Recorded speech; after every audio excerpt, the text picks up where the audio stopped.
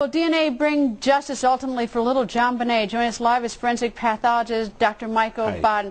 Dr. Baden, all of us lay people keep saying this is new DNA testing, but it's not really. It's just more sensitive testing. The usual way it's been done for 15 years. So it's almost like a computer gets more powerful. You can get less material and develop profiles. Right. Just touching something leaves enough skin cells that now can be analyzed for DNA.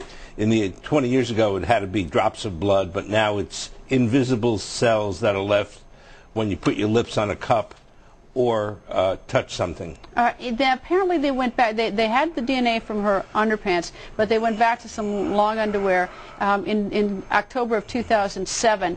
DNA lasts forever. I guess it's how you store it. I mean, do we worry about who packed it in there? Oh, absolutely. Because they've been 12 years. You have to worry about who picked the body up at the scene, who touched the body and the clothing in the transport to the morgue, who undressed the child in the autopsy room. All those people could have gotten DNA on the body. And most important is, how was the clothing kept for 12 years?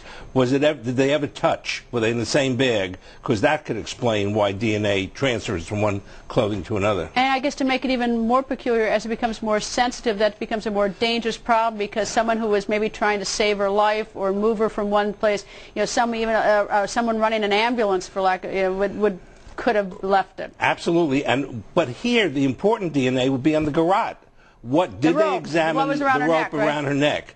Garrote, we don't use those words here. The rope around her neck. That would have a lot of skin cells. Did they look at the rope, if they're really serious about this? Because if you look at my clothing or your clothing, you could find DNA from lots of people. The gal who just sort of looked at your hair, whoever touched your clothing, will all not to mention the cat hair.